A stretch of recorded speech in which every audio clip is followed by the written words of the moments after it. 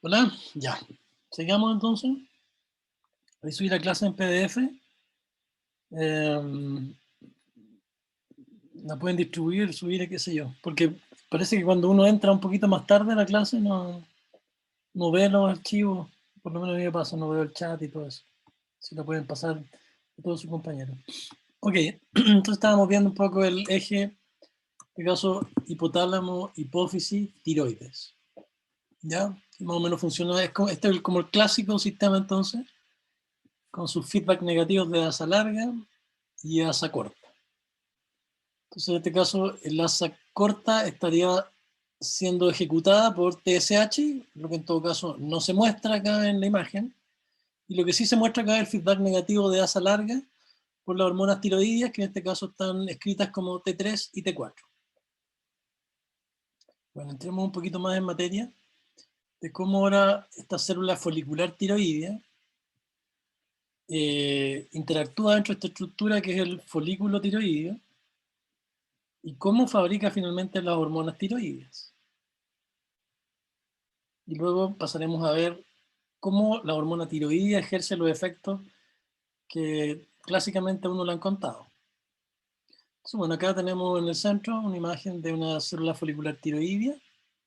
Y como les contaba, bueno, esta célula folicular en realidad es la responsable de fabricar el coloide, que es esta sustancia extraña que está dentro del folículo tiroideo, que se llama coloide entonces folicular. La principal o el principal componente del coloide folicular es una proteína que se conoce como tiroglobulina. Así que tenemos una proteína que acá está señalada como fabricada entonces dentro de esta célula folicular. Entonces, célula folicular, además de entonces fabricar hormonas tiroideas, tiene que fabricar lo primero, el primer paso es que tiene que fabricar este coloide.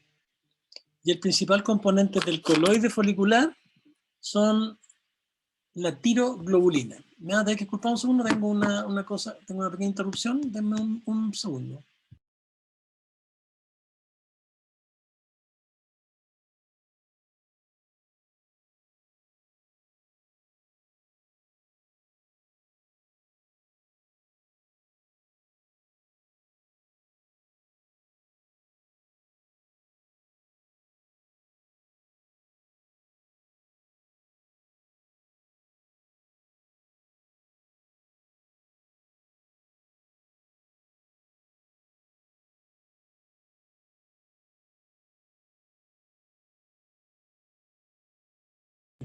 Hola, ya, sorry la interrupción.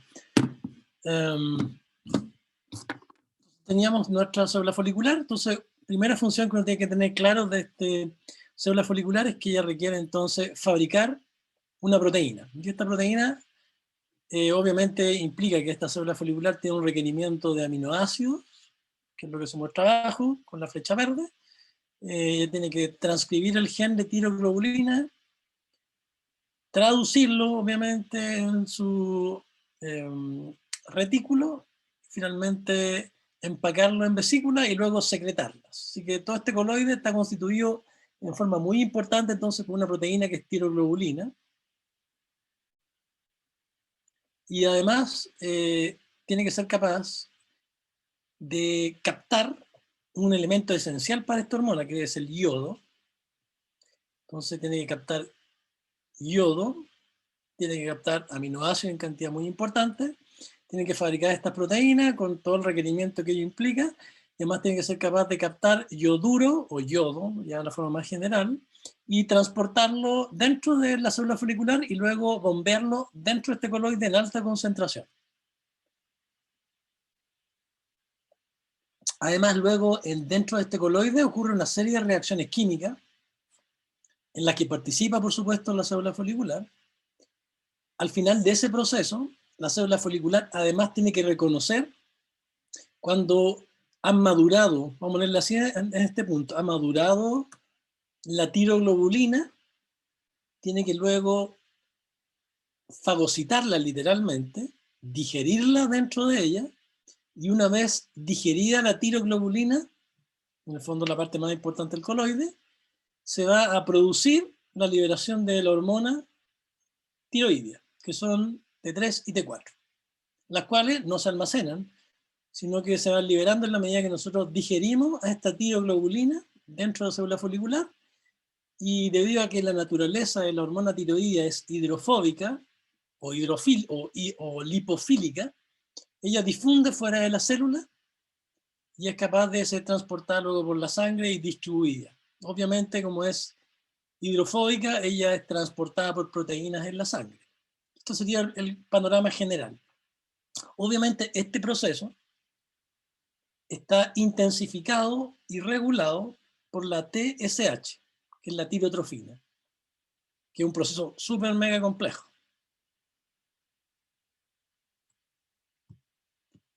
Si hacemos una imagen un poco más cercana de cómo estaría funcionando el mecanismo propiamente tal, la síntesis proteica más o menos la manejamos. Así que sabemos que se activa en genes, así se fabrica tiroglobulina, podríamos imaginarlo.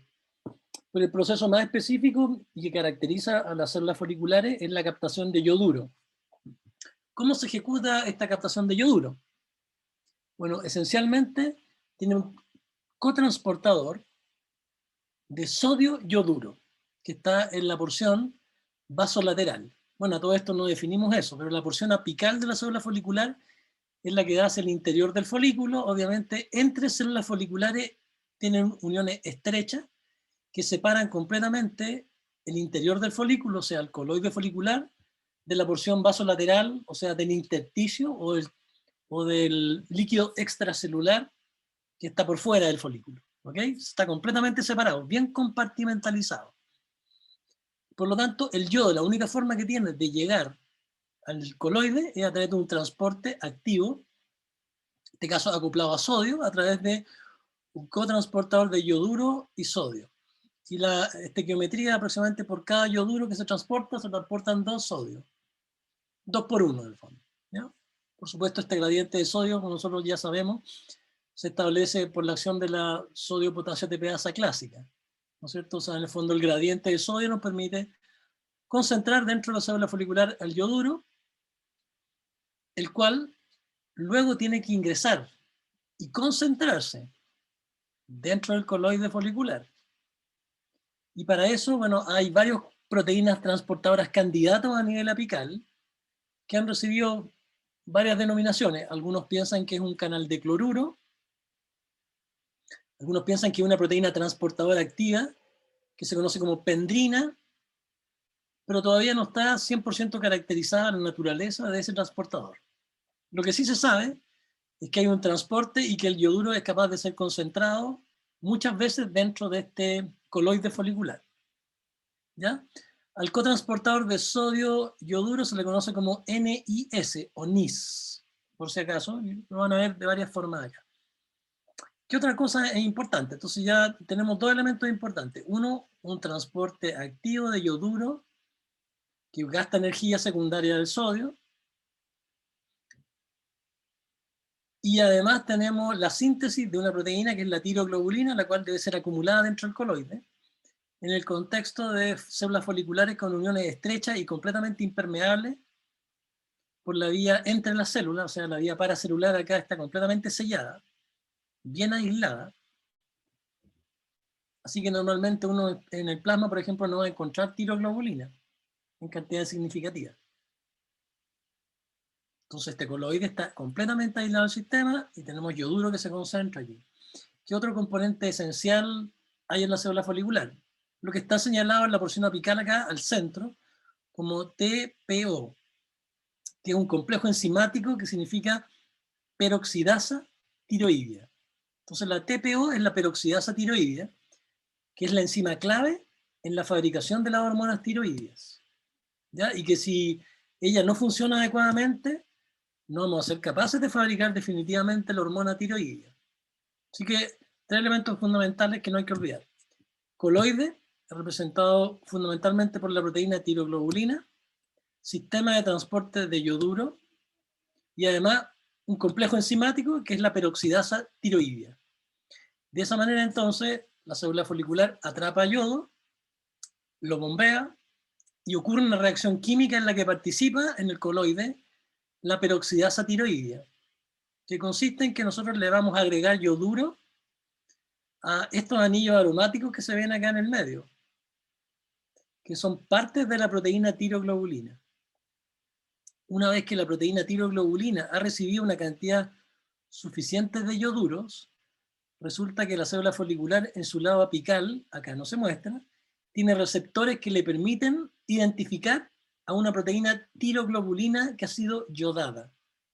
Y cuando eso es así, esta tiroglobulina es fagocitada por la célula folicular, degradada completamente, y finalmente de esa degradación el resultado es que se liberan hormonas tiroideas de 2 tipos, ¿ya? Que son T3 y T4 probablemente, que ustedes ya la han escuchado.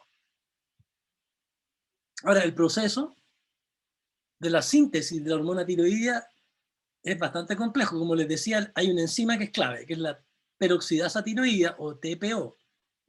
Y esta peroxidasa tiroidea acá nos quieren identificar cuáles son las fases de la reacción química. Entonces, si ustedes ven, obviamente lo que está en gris en el centro de la figura, de arriba hacia abajo, en el centro, estamos hablando, son células foliculares. Hacia el lado izquierdo nos están mostrando el sistema en el cual la tiroglobulina está siendo introducida al folículo o al coloide folicular.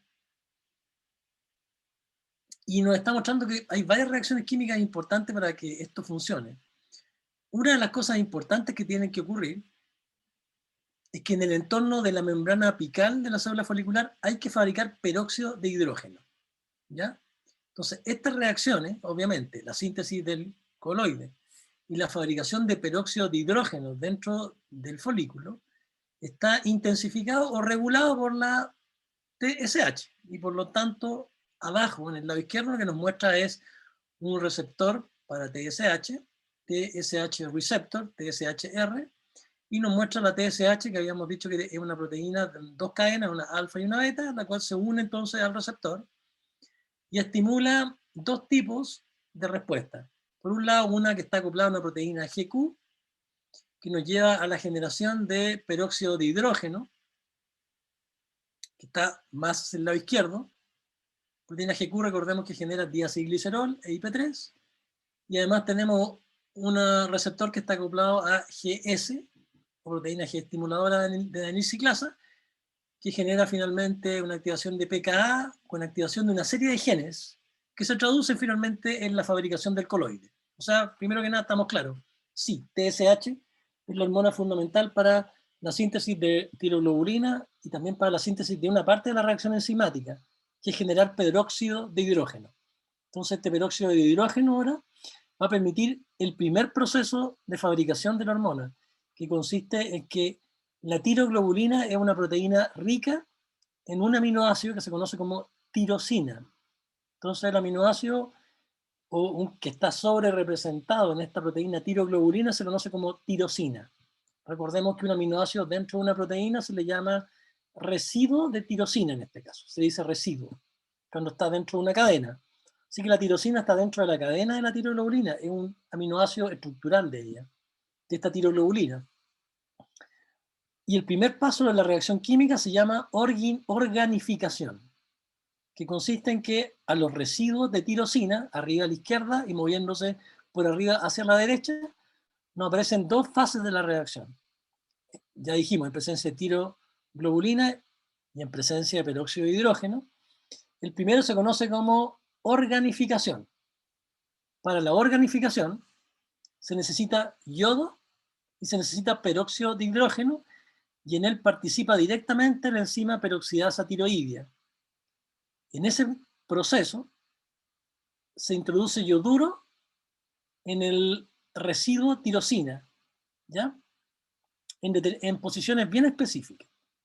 Entonces, lo que se está mostrando arriba al medio es el proceso de organificación en el cual se van a generar entonces productos intermedios de tirosina, pero yodada, que puede estar, como se ve arribita, con un yodo o con dos yodos, cada residuo de tirosina.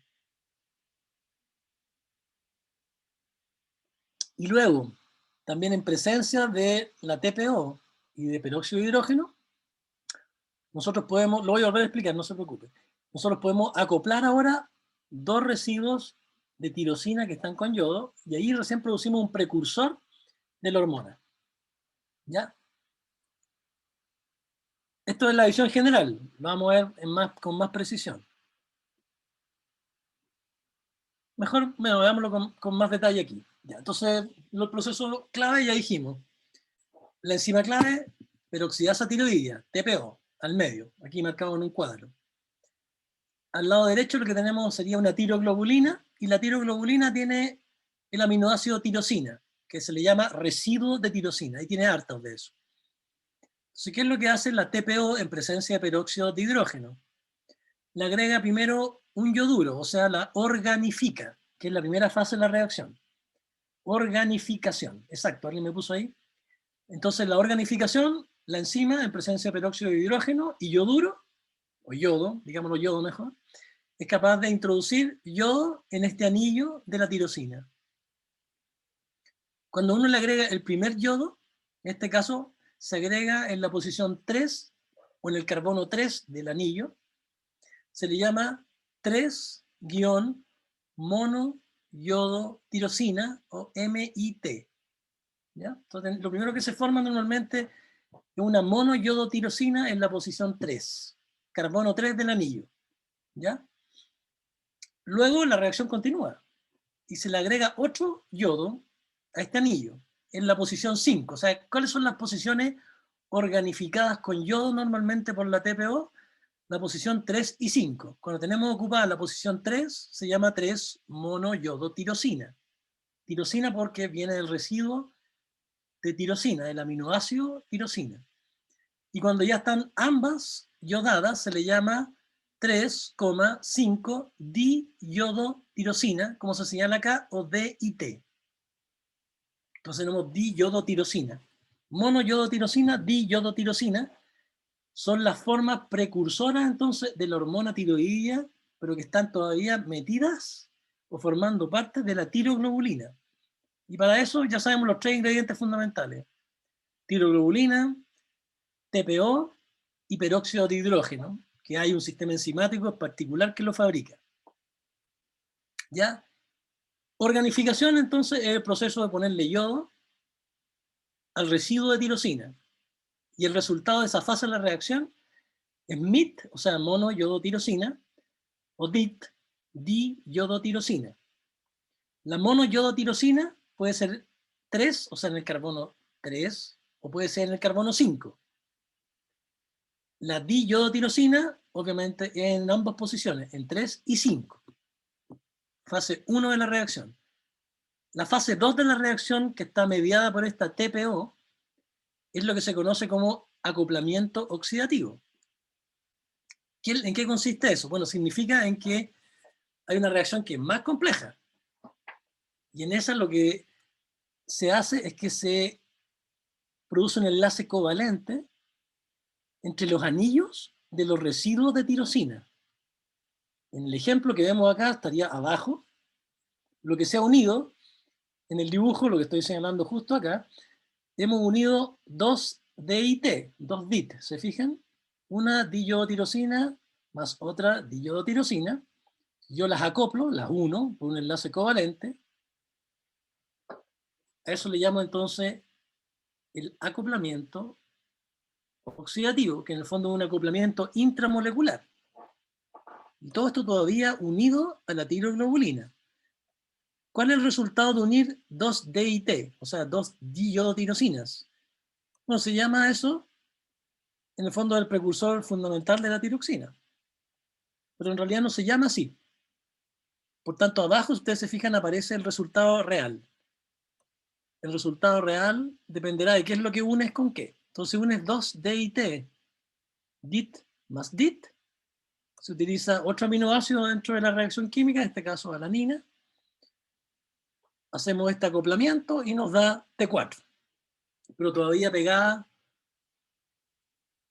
a la molécula grande. ¿Ya? En realidad esto se llama tetrayodotironina. ¿Ya? Entonces, ¿cómo se llama cuando yo uno dos DIT en este acoplamiento oxidativo?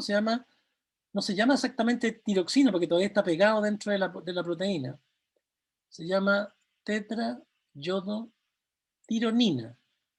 ¿Qué pasa si en realidad no acoplo dos DIT? ¿Qué pasaría si acoplo un MIT, o sea, un monoyodotirosina, con un diyodotirosina, que es lo que se señala abajo? Lo que voy a obtener en la reacción es una T3, que significa, y acá va con las siglas en las posiciones en que está organificada. 3, 5 y 3' triyodotironina. Es la nomenclatura química. ¿Ya? Pero, en el fondo, imaginen qué pasaría si el anillo interno, el que estoy señalando ahora, es DIT y el anillo externo es MIT. Entonces voy a obtener una T3. Pero también podría obtener que se una una DIT externa con una MIT interna. Y ahí voy a obtener lo que se conoce como una T3 reversa. Así que bueno, quizá lo que más nos interesa es que el resultado de la fabricación que estamos viendo en realidad son tres subproductos. Una tetrayodotironina, que finalmente va a ser precursor una vez que se digiere esta proteína de T4, una T3 o 3, 5, 3' triyodotironina, que es la T3 clásica, y además tenemos otra posibilidad, que es una T3 reversa, que es cuando se une un DIT más un MIT, donde es 3, 3', 5' triyodotironina. ¿Ya? Así que químicamente, en realidad la tiroides fabrica varias hormonas. No solo T4, no solo tiroxina que nosotros conocemos, sino que también vamos a tener una T3 y una T3 reversa. Ya vamos a ver cuál es el rol de esa en particular. Perdón, estoy con carraspera. Ok, yo les decía, bueno, eso sí, que para que la reacción ocurra necesitamos también tener peróxido de hidrógeno, y es lo que nada más quiere apuntar esto, para que no lo olvidemos. Entonces, hay otras enzimas fundamentales, sí, se llaman oxidasas duales, A2 y 2. Esos son los nombres. Entonces, ¿quiénes son los que fabrican el peróxido de hidrógeno importante en esta reacción química? Lo importante es que entonces hay unas oxidasas duales, y estas oxidasas duales, en el fondo, lo que nos están generando a través de sus sistemas enzimáticos, acá en el medio, desde el oxígeno nos están generando primero un superóxido en una cadena de eventos que se parece un poco como a la cadena respiratoria, se parece como a los citocromos esto, y a su vez son capaces de generar entonces finalmente el peróxido de hidrógeno que estoy señalando en este momento. En presencia de ese peróxido de hidrógeno, por supuesto, hay cofactores, hay regulación por calcio, cosa que va más allá de lo que queremos ver el día de hoy. Pero tenemos entonces que tenemos que generar peróxido de hidrógeno, y en cantidades de peróxido de hidrógeno, la TPO, yodo y la tiroglobulina, entonces somos capaces, ahora nuestra peroxidasa tiroidea a la derecha, la TPO, es capaz de generar la organificación de la que hemos estado conversando, que ocurre en varios pasos. Y finalmente el subproducto final de toda esta reacción química, o sea que va desde las oxidasas hasta la TPO, es agua, oxígeno y el residuo de tirosina organificado, o sea con yodo. Básicamente esto. Entonces la iodinación u organificación es un proceso de varios pasos. Ok, aquí ya me puse muy exquisito, pero solo recordemos entonces el peróxido de hidrógeno, no quiero que se lo olvide, no nos olvidemos el yoduro, no olvidemos la TPO, no olvidemos las oxidasas, y finalmente nuestro resultado final, que es lo que está abajo a la derecha, va a ser que la tiroglobulina que tenía residuos de tirosina sin yodo, termina teniendo la tiroglobulina residuos de tirosina yodados. El más abundante de esos residuos se llama DIT, y dijimos que era el diyodotirosina, y que finalmente esa diyodotirosina, cuando es juntadas unas con otras, que sería este proceso que denominamos acoplamiento, ¿ya? La reacción de acoplamiento intramolecular o condensación oxidativa son sinónimos, gracias a que la tiroglobulina es una proteína globular, o sea, tiene como curvitas, que es lo que nos muestra de izquierda a derecha. Entonces tenemos en el lado izquierdo la tiroglobulina original, con sus residuos de tirosina, o sea, el aminoácido normal, que la tirosina se caracteriza entonces por tener este anillo en gris. Ese anillo en posiciones 3 y 5 le vamos a agregar a través de la reacción de la peroxidasa tiroidea, con todos los componentes que hablamos antes, le vamos a agregar en este caso yodo en verde. En este caso lo que se muestra en la imagen serían DIT, o sea, diyodo, en este caso pasa a llamarse diyodotirosina, porque todavía está como residuos de aminoácidos individuales, diyodotirosina, las que luego por la acción de la misma TPO sufren la condensación oxidativa con participación de un aminoácido que no se muestra, que además era alanina, y finalmente se acoplan dos de estos anillos en uno de los residuos, quedando en este caso una tetra yodo, que ya no se llama tirosina, porque ya la modificamos, y se llama tironina. Y está unida así a la tiroglobulina. Ya, enzima fundamental, TPO.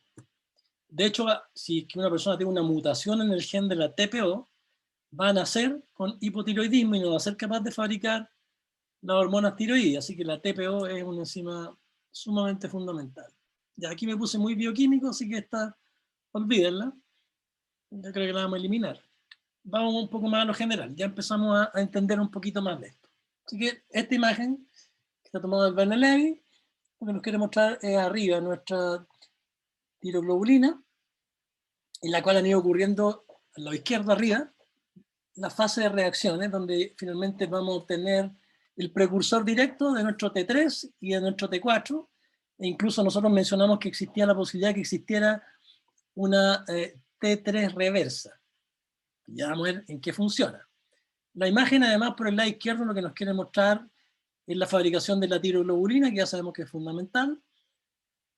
Nos muestra un sistema de transporte apical, que dijimos se llama pendrina, y abajo a nivel vasolateral nos muestra NIS o NIS, que es nuestro cotransportador de sodio yoduro. ¿Ok? Bueno, entonces, interesante. Cuando una cantidad crítica de tiroglobulina o cuando la molécula de tiroglobulina ha llegado a un nivel crítico de organificación y de condensación oxidativa, o sea que ya tiene una cantidad importante de tetrayodotironina y triyodotironina, hay un receptor a nivel apical también, que se llama megalina. La proteína la han llamado megalina. Y esta megalina entonces es capaz de reconocer a esta tiroglobulina que tiene en su estructura molecular en este momento 4 componentes, y es lo que nos quiere mostrar al menos. Tiene MIT, del que ya hablamos, tiene DIT, tiene T3, en este caso es tetra, o sea, triyodotironina, y tiene T4, que es casi la tiroxina ya. La reconoce, la endocita, ¿ya? A través de vesículas cubiertas, y luego de endocitada la une en este caso con un sistema enzimático, o sea, en el fondo forma un fagosoma, lo fusiona con lisosoma, ¿no es cierto?, formando un fagosoma, y este fagosoma degrada completamente la proteína, excepto 4 tipos de subproductos. que sería tiroxina, la T4, o sea, la T4 ahora se libera de la proteína tiroglobulina, la T3 también, y por tanto, ellas ahora pueden difundir y salir hacia el plasma por la porción vasolateral. Y además vamos a tener residuos de monoyodotirosina, que no se acoplaron con otra intramolecularmente, y diyodotirosina también. Estas monoyodotirosina y diyodotirosina normalmente son degradadas por sistemas enzimáticos que son deyodinasas o desyodasas. Se les retira el yoduro, el cual nuevamente es transportado a nivel apical. Así que el producto fundamental de este fenómeno va a ser el ingreso al plasma de T4 y T3. ¿Ya? El que más se fabrica en todo caso es la T4. Entonces, raya para la suma. Vamos a imaginar entonces a una persona y en su producción diaria de estas hormonas. Entonces, si ustedes se fijan arriba al centro tenemos nuestra tiroides y aquí nos aparece unos números, 4, 80 y 2. ¿Qué quieren delimitar eso? ¿De qué nos está hablando? Que está expresando microgramos de la sustancia producida. ¿Qué es lo que fabrica la tiroides en el fondo? Entonces, al día estaría fabricando 80, por ejemplo, microgramos de tiroxina, ¿ya? O sea, de T4. Tiroxina, entonces, su nombre correcto es tiroxina o tetrayodotironina, T4. Que debido a que tiene estos anillos y que está iodada en las posiciones 3, 5, 3, 5 de ambos anillos, se llama tetrayodotironina, como mencionamos. Es la mayor parte de la hormona. 80 microgramos del balance diario. ¿Cuánto se fabrica de T3 por parte de la tiroides? Solo 4 microgramos. Pero, si ustedes ven en la imagen, en la sangre, en realidad en los tejidos, una parte del T4 que ha fabricado la tiroides se transforma en sangre en T3. De tal manera que hay una conversión de una parte entonces de T4 hacia T3, y por lo tanto lo que encontraríamos en plasma sería que de esos 80 microgramos de hormona tiroidea, ahora encontramos que hay 31 de T3. O sea, la T3 no solo la fabrica la hormona la tiroides, perdón, sino que también se transforma desde la T4 a nivel periférico. ¿Cómo es esta T3? Normal. La que denominamos así normal, entre comillas. Entonces, el anillo externo, como ustedes ven, que estoy marcando hacia el lado izquierdo arriba, de la triyodotironina, está iodada en el anillo externo en la posición 3. Y el anillo interno, que se denota con la letra, de caso, no prima, o sea, letra normal, cuando se nos dice, sería 3, 5, 3 prima, triyodotironina, sería la forma correcta de llamar a la T3. Sería 3, 5, 3 prima, esa es la T3. ¿Ya? Esa es la T3 normal. ¿Cómo se habla del otro producto que no hemos conversado casi nada? Que es la T3 reversa. Bueno, la T3 reversa, la tiroides fabrica una pequeña proporción, solo 2 microgramos al día. ¿Cómo es molecularmente? Es lo que se ve arriba a la derecha. Entonces te muestran los dos anillos, ustedes ven que el anillo externo, que es el anillo que se denota con las letras prima, 3, 5 prima, 3 prima, 5 prima, está iodado en ambas posiciones, y el anillo interno solamente en la posición 3 en este caso. Esa sería la estructura molecular de la T3 reversa. O sea, entre T3 reversa y T3 normal, la diferencia está en la posición de la yodinación o de la yodación, siendo el anillo externo yodado en 3, 5 y el interno solo en 3. Esa es la T3 reversa. Y interesante que además la T3 reversa se produce en cantidades importantes en los tejidos periféricos. Si bien es cierto, solo 2 microgramos al día se fabrican en la tiroides, a nivel periférico se convierte desde la T4 36 microgramos en este balance. Así que finalmente en un periodo de 24 horas nos encontramos que los 80 microgramos de T4, 17 permanecen como tal, 36 se transforman a T3 reversa, y 27 transformado en AT3. Eso más o menos es la interconversión que ocurre. Igual uno se puede preguntar cómo ocurre esto, pero antes tenemos que ver cómo vamos a transportar estas hormonas. Entonces, bueno, obviamente dijimos es una hormona que tiene anillos. Recordemos que los anillos la hacen hidrofóbica. O sea, la mayor parte de su estructura molecular, entonces, es poco soluble en agua. ¿Ya?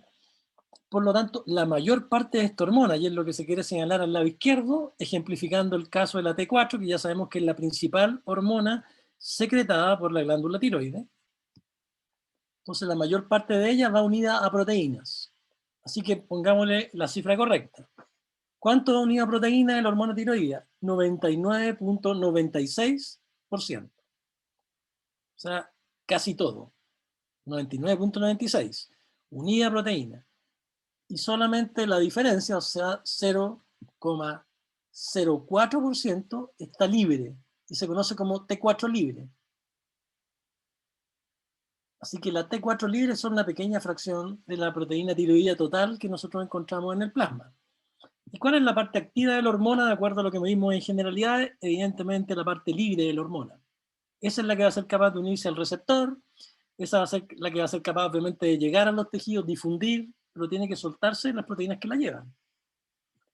Así que la T4 libre en la práctica es la hormona que hace el feedback, que tiene el efecto tisular, que afecta el metabolismo hormonal y que además se puede excretar, por ejemplo, en las deposiciones.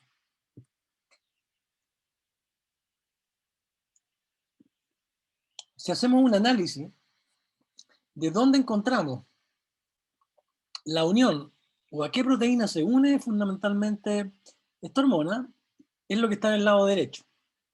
Lo que nos muestran arriba es una cromatografía, se llama, del plasma, por tanto de las proteínas. Cada uno de estos cerritos que vemos arriba en el registro en azul nos está representando las PIC de proteínas que están presentes en el plasma. Claramente el cerro más alto corresponde a la proteína que está masivamente representada en el plasma, que es la albúmina, o sea, la proteína más concentrada. Pero además vemos que aparecen otras proteínas que son más grandes, como globulinas, que son las gamma globulinas, hacia el lado, dentro del mismo registro, hacia el lado izquierdo, aparecen unas beta globulinas y aparecen unas alfa 2 que corresponden a otro tipo de globulinas pequeñas, se llaman alfa 2 microglobulinas y alfa 1 microglobulinas. Así que la albúmina estaría al lado derecho y hacia el lado izquierdo tendríamos puras globulinas. ¿Ya? Dentro de esa globulina entonces vamos a tener proteínas de transporte. Y si ven inmediatamente el registro que está debajo, van a ver dónde está el pic de unión de la T4, y van a ver que el 70 al 75% de la T4 está unida a una proteína que se llama TBG, que significa Thyroxine Binding Globulin, o globulina, unidora de tiroxina.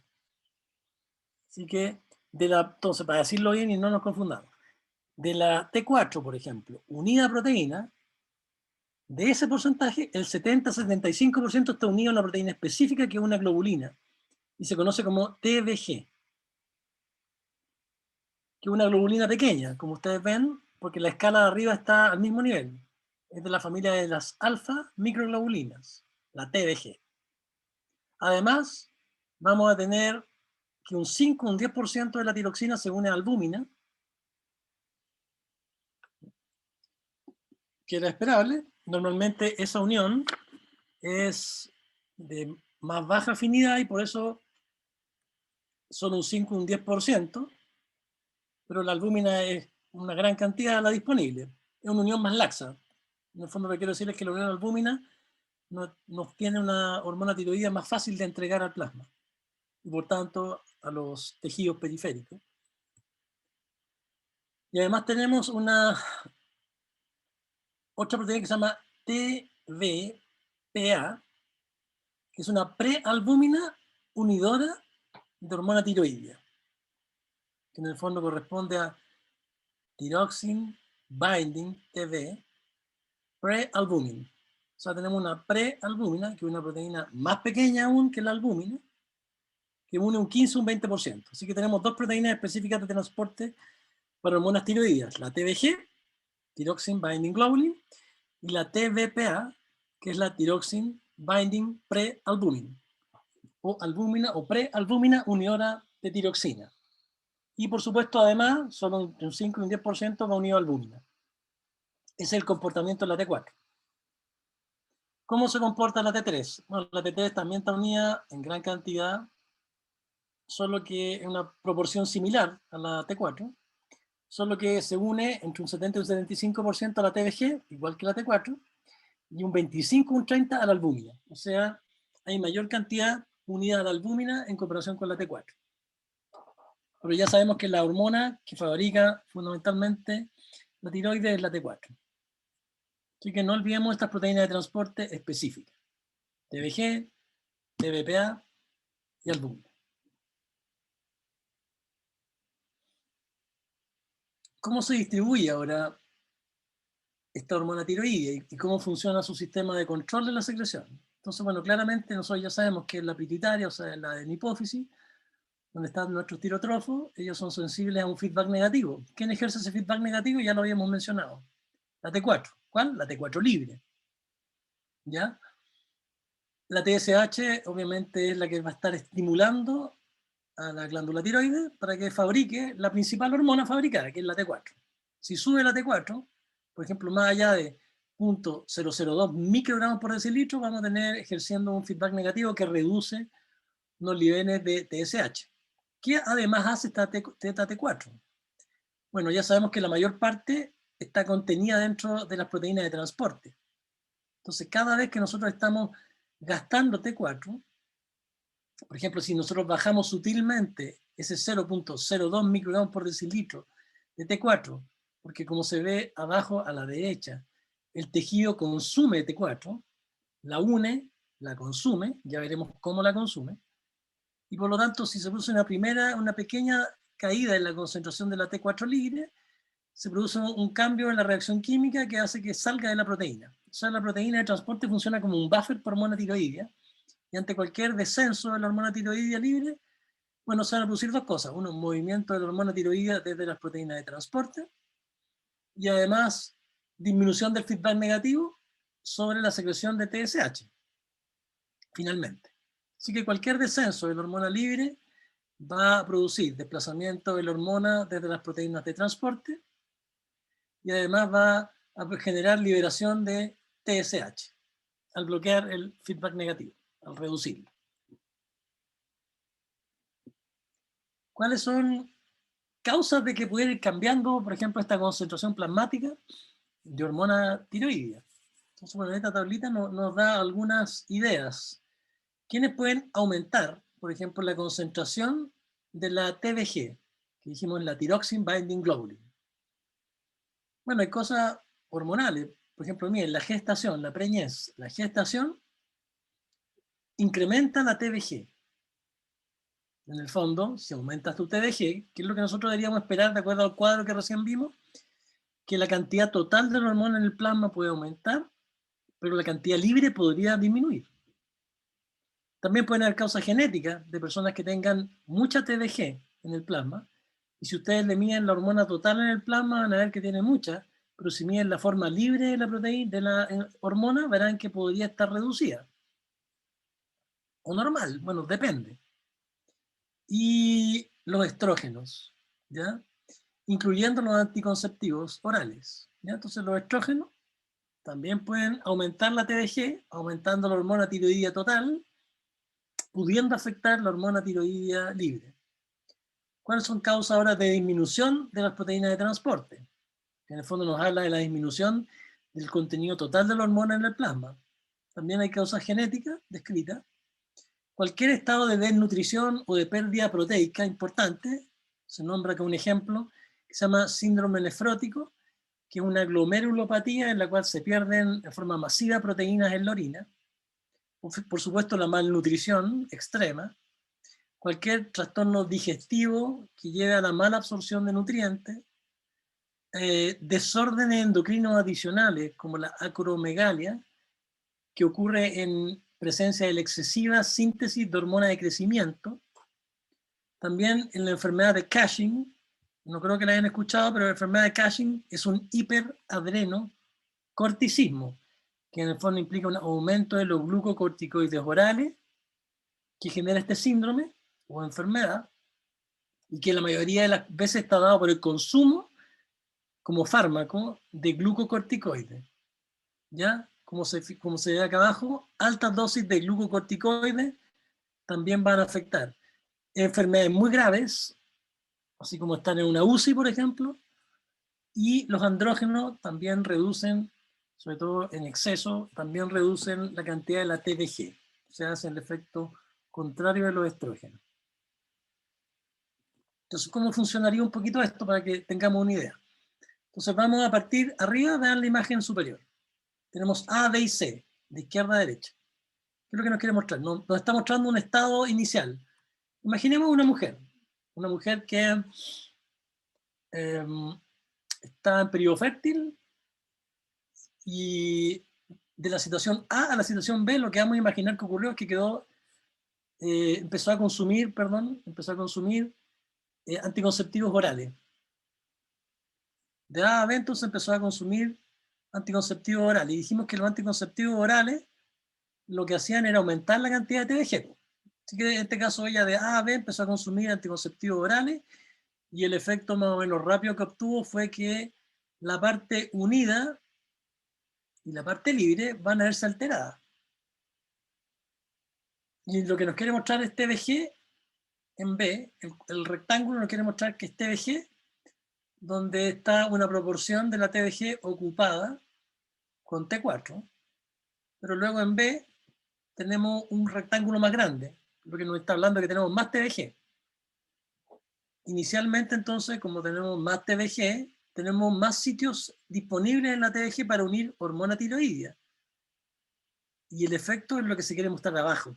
No abajo inmediatamente, no donde dice concentraciones plasmáticas, sino que lo que nos quiere mostrar es lo que pasó con el rectangulito pequeño, como ustedes ven, que representa a la T4 libre.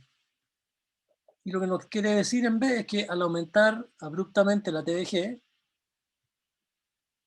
la cantidad de hormona libre se redujo.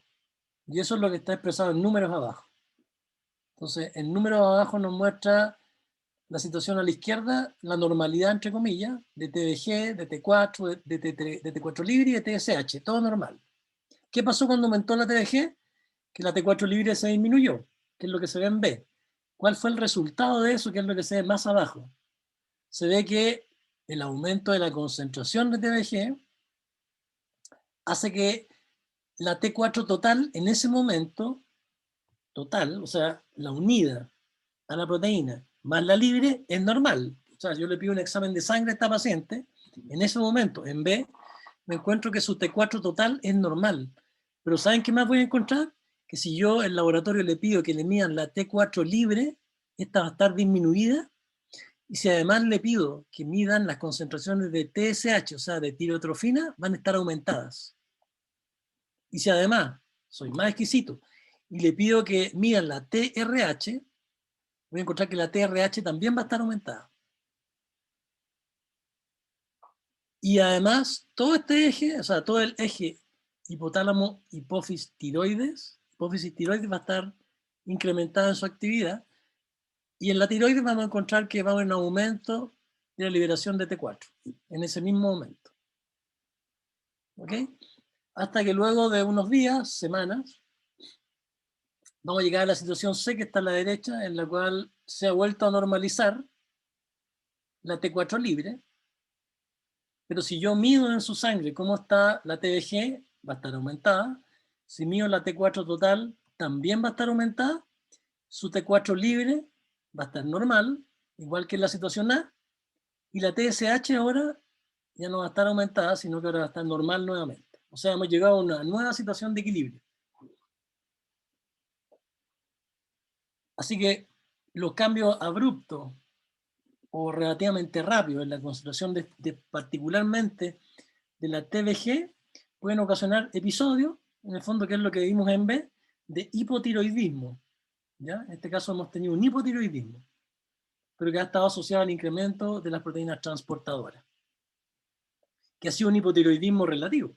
Ustedes podrían decir, bueno, pero la T4 total está aumentada o está normal. Sí, pero la libre, que es la que ejerce el efecto, está disminuida.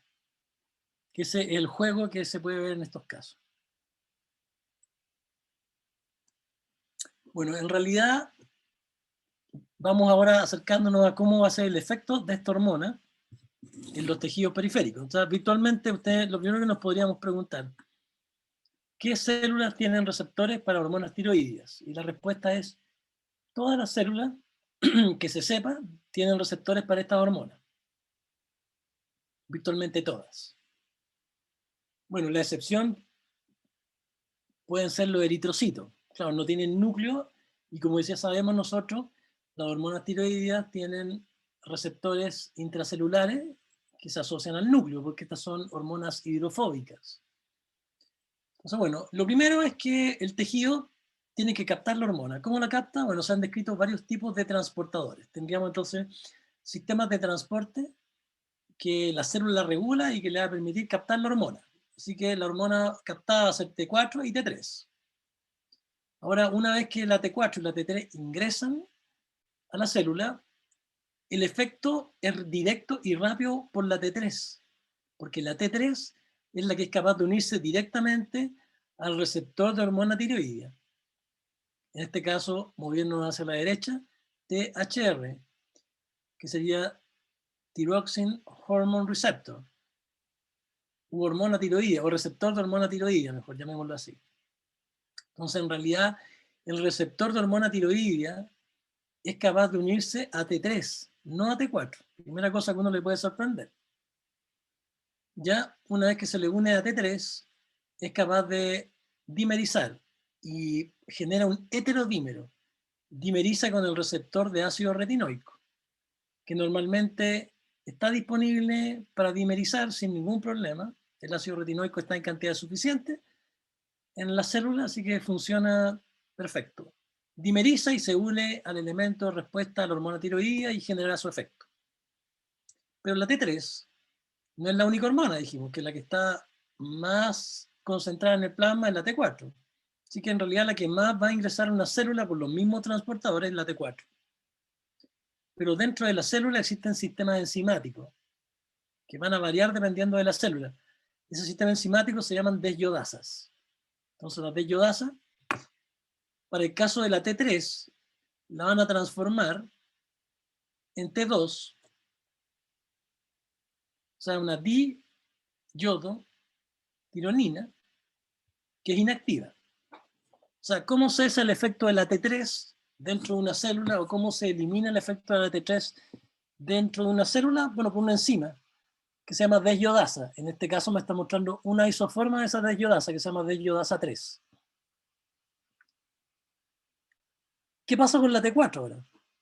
La T4 puede ser convertida en T3, que eso es lo más común y normal que ocurra. Y hay dos deyodasas que hacen esa reacción, que es la deyodasa 1 y la deyodasa 2, y dan como resultado T3. Así que la T3 va a ser producida dentro de cada célula a partir de la T4, por deyodasa de tipo 1 y 2. Pero la T4 tiene otra posibilidad también, y es transformarse por la acción enzimática de la deyodasa 3 en T3 reversa, que no solo no es activa, como lo haría una T3, sino que se une al receptor de hormona tiroidea y evita que dimerice y que haga el efecto. O sea, se comporta como un antagonista de la T3. Así que raya para la suma hasta este momento. Hemos visto que, entonces, que la tiroides fabrica T4 y T3. La T3 se convierte, como estamos viendo ahora, en los tejidos por acción de deyodasas, en T2, que es inactiva, y la T4 se transforma en los tejidos fundamentalmente en T3 por la deyodasa 1 y 2, que es la que también va a ejercer el efecto, pero también tiene la posibilidad, dependiendo de la célula, de convertirse por deyodasa 3 en T3 reversa, que no ejerce el efecto. Y eso está finamente regulado célula a célula. Pero la que tenemos que recordar, ¿cuál es el agonista del receptor? La T3. ¿Quién antagoniza o quién puede impedir la unión de T3 a su receptor? la T3 reversa. ¿Quién la convierte? La de yodasa 3 a partir de la T4.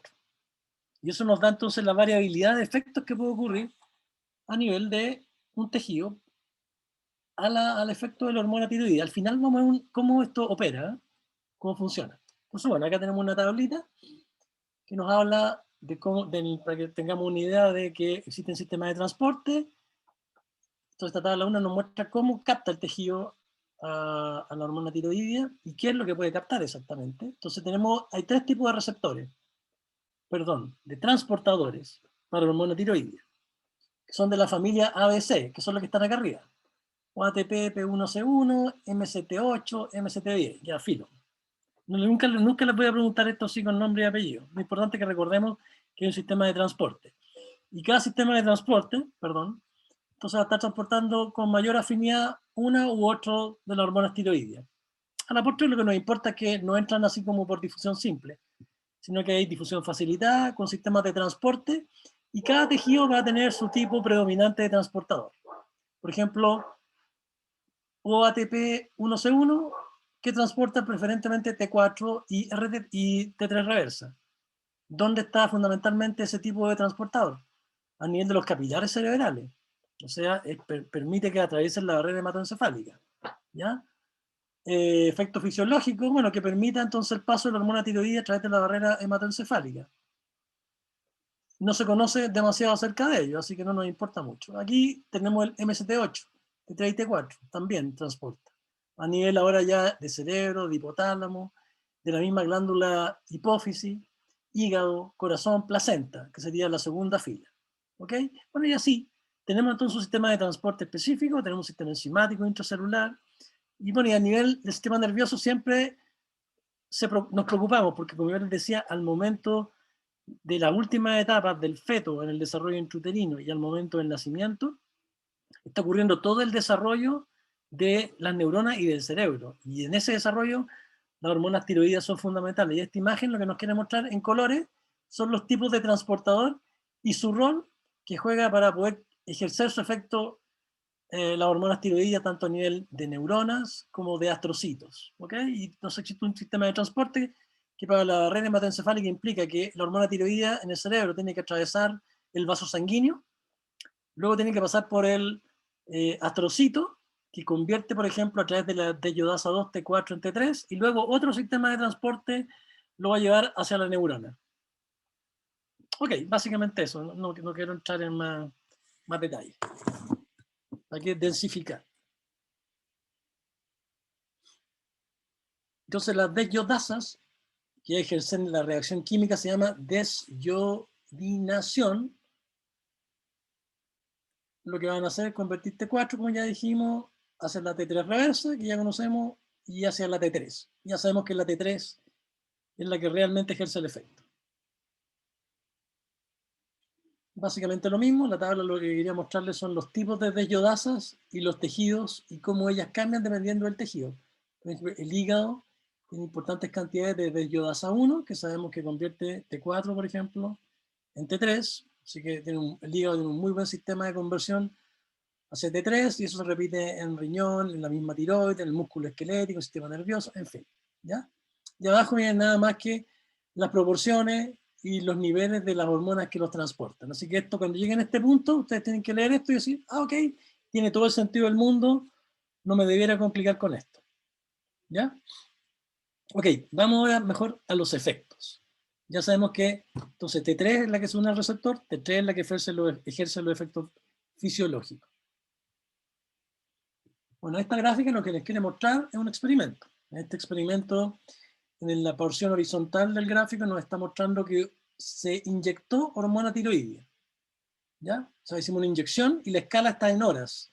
0, 50, 100, 150, 200, 250 horas en este animal de experimentación. Le inyectamos, insisto, le inyectamos la hormona tiroidea.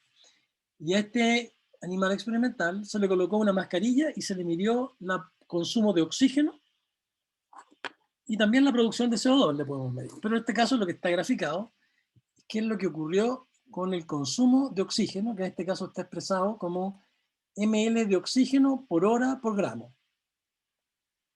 Porque obviamente estos experimentos se suelen hacer en ratones. Sabemos que al momento de la inyección tenía un consumo basal que estaba en torno a los 0,45 ml de oxígeno por hora por gramo de tejido. Una vez que se le inyectó, que en el tiempo cero, al principio no pasó nada. Si ustedes ven la proporción de la escala horizontal, el cambio solo empezó a ocurrir aproximadamente después de las 24 horas. Digamos que entonces el efecto de la hormona tiroidea es lento. Y ahí, claro, dentro de las siguientes 24 horas, se produjo una alza sostenida y rápida, podríamos decir, hasta las 100 horas. O sea, recién al final del segundo día de la inyección. Y hasta el cuarto día se alcanzó el máximo del consumo de oxígeno. 4 días. 4 días después entonces llegamos, que saltamos desde los 0,45 a los 0,63 aproximadamente ml de oxígeno por hora por gramo de tejido. Ahí llegamos al máximo. Y luego, bueno, vemos que este efecto después se va más lentamente que lo que aumentó. Entonces ahora ya podríamos entender que claramente este efecto es lento porque requiere, ya sabemos, un efecto genómico en el DNA. O sea, implica que el receptor une el ligando afecta genes, los genes producen transcritos, los transcritos proteínas, y las proteínas empiezan a ejercer este efecto en el consumo de oxígeno. Y que luego se llega a un máximo para luego reducirse por el hecho de que luego a la acción de las D-iodasa, como la D-iodasa 3, degrada a la T3 dentro de la célula y va impidiendo el efecto del receptor sobre el DNA, sobre lo que habíamos denominado como el elemento de respuesta, en este caso a la hormona tiroidea. Así que los efectos son lentos. ¿Y por qué son lentos? Porque son genómicos. Aquí no hay segundos mensajeros clásicos. Aquí lo que hay, dijimos, es un receptor intracelular. Entonces, para no olvidarnos, claro, la cuestión es lenta porque ¿cómo acciona la hormona? Bueno, el T3 se unía a su receptor de T3 que estaría arriba a la derecha. Nuestro receptor de hormona tiroidea, ¿ya? Ya sabemos que es para la triiodotironina, para la T3. Entonces, una vez que te une el receptor con el ligando, se transloca al núcleo, donde dimeriza con el receptor de ácido retinoico arriba a la izquierda, en rojo. Ese dímero, receptor de hormona tiroidea, más receptor de ácido retinoico, donde el ácido retinoico siempre está disponible para que dimerice el receptor, se van a unir este heterodímero al elemento de respuesta a hormona tiroidea, donde una vez unido en ese sitio va a ser capaz de capturar a una serie de hormonas reguladoras y va a transcribir determinados genes o inhibir la transcripción de determinados genes. Ese resultado entonces es lento. Básicamente el proceso entonces ya sabemos, de T3 de izquierda a derecha, T3 y T4 son transportadas intracelular.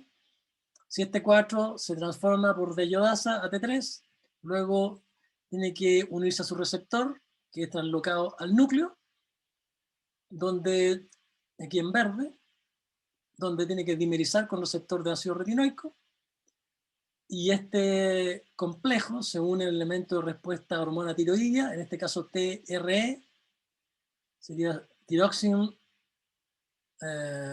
elemento response element, elemento de respuesta a hormona tiroidea, en azul, donde es capaz de interactuar con proteínas arriba abajo, que son ya sea coactivadoras o correpresoras de la expresión de determinados genes. Por lo tanto, el resultado final es el paso 4, abajo a la derecha, donde vamos a tener que algunos genes van a aumentar su expresión y otros van a disminuir su expresión.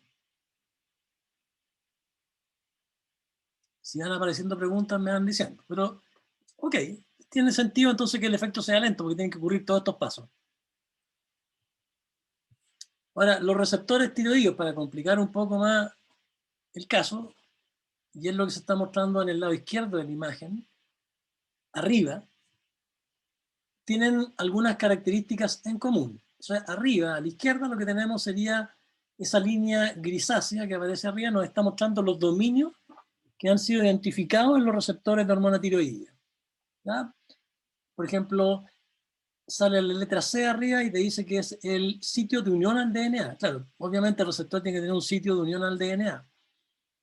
Además tiene otro sitio que es el que está más a la izquierda, que dice A/B, que es una región que le permite interactuar con las proteínas de la transcripción de los genes.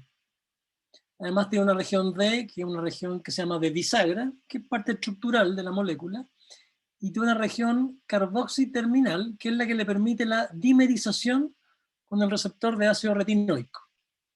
Inmediatamente abajo de esto, por el lado izquierdo, ustedes ven que existen varios tipos de receptores, que acá están en colores.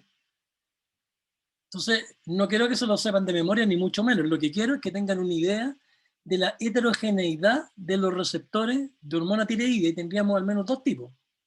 Hay un receptor de tipo alfa, de los cuales a su vez hay subfamilias, y además tenemos receptores de tipo beta abajo, de los cuales también hay subfamilias. Entonces, los receptores de tipo alfa y los receptores de tipo beta están presentes dependiendo de la célula y van a tener efectos variables. ¿Ok? Entonces dependerá de qué tipo de receptor tenga la célula, cuál va a ser realmente el resultado que tenga. En el fondo, si va a llevar a activar ese gen X o va a llevarlo a inhibir. Pero además, fíjense lo que está en el medio, en el lado izquierdo. Dice mitocondrial. Tenemos receptores también mitocondriales, que se denominan P43 y P28. Así que para aumentar la variedad de efectos de estas hormonas tiroideas, además de la gran tipo de receptores con distinta estructura, además tenemos receptores mitocondriales específicos, que también van a ejercer su efecto a nivel génico, pero de los genes de la mitocondria. ¿Ya? Y también van a funcionar entonces modificando la expresión génica de ellos. Ya habíamos dicho que eso lo logran gracias a que tienen, o lo que normalmente van a tener la mayoría de ellos, en su efecto, es una región de la molécula del receptor que le permite unirse al DNA. Y creo que les conté que esa región para unir DNA se llaman dedos de zinc, que es un poco lo que se muestra acá. Entonces, arriba tenemos una vez más esa línea horizontal que les mostraba, donde sale en negro en C, la región de unión al DNA, y tiene una estructura que le permiten unirse al DNA y se llaman dedos de zinc, y reconocen el famoso elemento de respuesta a la hormona tiroidea. Y entonces al dimerizar con el receptor de ácido retinoico se inicia toda esta cascada de eventos, que al final la podríamos resumir en esta imagen. Entonces, de izquierda a derecha, tenemos nuestras hormonas que circulan en el plasma. Inmediatamente a la derecha de él aparecen en azul los sistemas de transporte, que van a ser capaces de transportar T4 y T3. La T3 directamente se puede unir a su receptor. La T4 debe ser convertida hacia T3 por una desyodasa. En esa forma, como T3 se une a su receptor, el cual dimeriza con el receptor de ácido retinoico, activando o inhibiendo determinados genes. Y adivinen qué genes son los que son regulados en forma importante. Bueno, son aquellos que están relacionados con el, por ejemplo, consumo de oxígeno. Así que aquí aparecen al lado derecho proteínas que ya sería importante ponerle un poquito de ojo. Por ejemplo, la sodio, potasio, ATPasa, su gen es regulado por la hormona tiroidea. Así que la hormona tiroidea puede aumentar la transcripción del gen de la sodio, potasio, ATPasa. Enzimas gluconeogénicas, o sea, estamos hablando ya del metabolismo. Enzimas respiratorias, y estas son mitocondriales. En el caso del músculo, tanto cardíaco como músculo esquelético, incluso músculo liso, cadena pesada de la miosina. El gen del receptor beta-adrenérgico, o sea, el receptor de un hormona, de un neurotransmisor y que también actúa como hormona, como es la adrenalina. El receptor beta-adrenérgico, por ejemplo, también aumenta su expresión. Y lo que está al final, y muchas otras. Y eso hace que entonces los efectos son bien variados y van a ser, digamos, sitio a sitio, tejido a tejido, cómo se va a regular eso. En el fondo, de alguna manera, la célula tiene la posibilidad de decidir cómo se va a comportar respecto a esta hormona tiroidea, ya sea a través de las bellodasas, ya sea a través de los tipos de receptor, en fin, ya sea a través de los sistemas de transporte. Bueno, veamos en un ejemplo. Si ustedes se fijan, la imagen de izquierda a derecha abajo, lo que nos está mostrando es una mitocondria, y al lado derecho nos está mostrando el núcleo celular. Básicamente es lo mismo. Arriba en la tiroides, nuestras hormonas, que ya sabemos que tiene que ejercer su efecto, como T3, y además nos muestra arriba a la izquierda la presencia de T3 reversa, e incluso de T2, que dijimos que era diyodotironina. T3 reversa sería una triyodotironina reversa. Bueno, vemos que estos se pueden unir a proteínas mitocondriales, primera cosa interesante, ¿ya? Tendríamos entonces receptores para más variados dentro de la mitocondria. Pero vámonos a los clásicos. ¿Qué pasa con la T3? Bueno, la T3, que es el blanco fundamental, y miremoslo del lado izquierdo, porque lo del lado derecho creo que lo tenemos más o menos claro. Ya sabemos que en el lado derecho está el receptor clásico y todo lo demás. Pero ¿qué pasa en la mitocondria? Que es donde está la respiración celular. Lo que estamos viendo es que la mitocondria T3 es capaz de unirse, por ejemplo, a P28 en el citoplasma. P28 es una proteína mitocondrial que transloca a la matriz mitocondrial y se acopla a una proteína que se llama ANT. No me importa el nombre, olvídense del nombre, simplemente recuerden que es un receptor de hormona tiroidea que también se transloca, pero en este caso la mitocondria, donde puede interactuar no con el DNA, que es el caso de P28, que interactúa con esta proteína que se llama UCP. Esa proteína UCP es bueno recordarla a nivel mitocondrial. Del inglés viene de uncoupling protein, proteína desacoplante. Ese es el nombre. Entonces, T3, cuando se une a P28, activa a UCP, que es proteína desacoplante. Además, está P43, dijimos, que era otro receptor mitocondrial que también une T3. Y en este caso, bueno, eso activa determinados genes que son mitocondriales, que esencialmente son, por ejemplo, muchos de los citocromos son fabricados acá, por acción de la hormona tiroidea. Así que evidentemente, bajo el efecto de la hormona tiroidea, la mitocondria lo que va a tener son dos efectos al menos que estamos viendo acá. Uno, transcribir genes mitocondriales importantes en las vías enzimáticas de la cadena respiratoria, o sea, en el fondo fabricar ATP.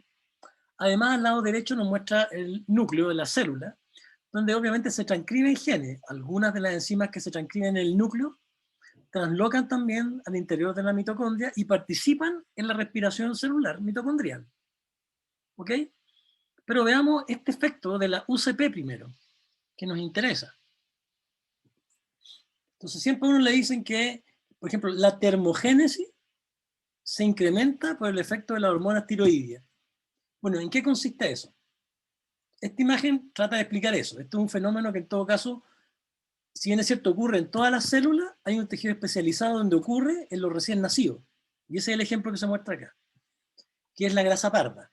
Entonces la grasa parda es muy rica en P28 y muy rica en la UCP, que son estas proteínas desacoplantes, que están en celeste al centro. ¿Qué son las proteínas desacoplantes? Son canales para protones que se ubican en la membrana interna de la mitocondria. Si miran el lado derecho, donde está el amarillo, aparece ejemplificado lo que hace en el fondo la cadena respiratoria, o el resultado final de la cadena respiratoria mitocondrial. El resultado final es que se concentran entre la membrana externa de la mitocondria y la membrana interna protones. Ese es el resultado de la cadena transportadora de electrones. Finalmente, generar protones en la intermembrana, los cuales normalmente, estos protones en verde arriba, deben ingresar o deben participar en un mecanismo que es la ATP sintasa. La enzima ATP sintasa usa protones, gradiente de protones, entre el intermembrana y la matriz mitocondrial para generar la síntesis de ATP.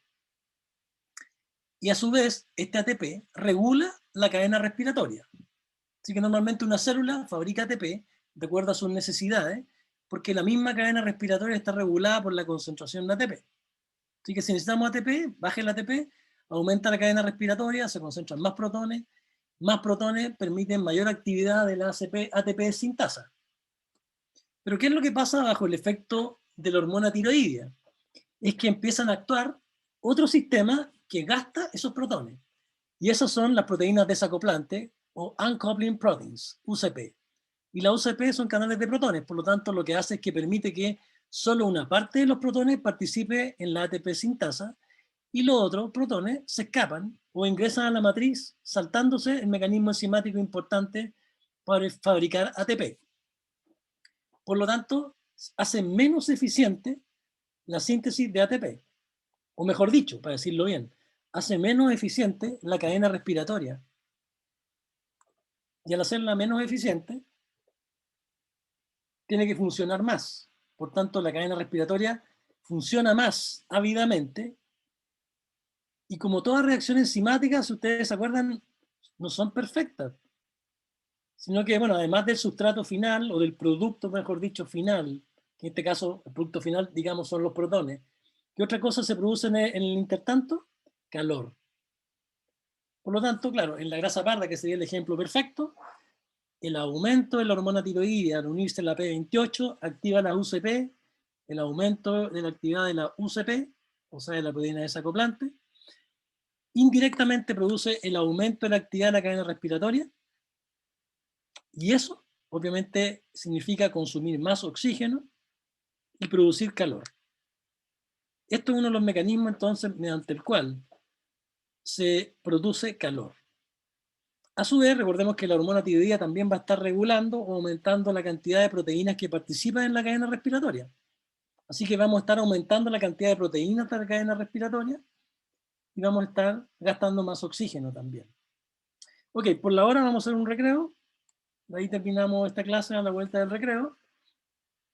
Y tenemos nuestra última clase que es control de lo que es calcio y fósforo, que es una clase más cortita en todo caso. Así que hacemos un recreo ahora. Aprovechen de estirar los pies. Vamos a parar acá para continuar. Si tienen consultas, me las hacen a la vuelta, ¿les parece? Bueno, profe. ¿Ya? Así que nos vemos en unos 15 minutos.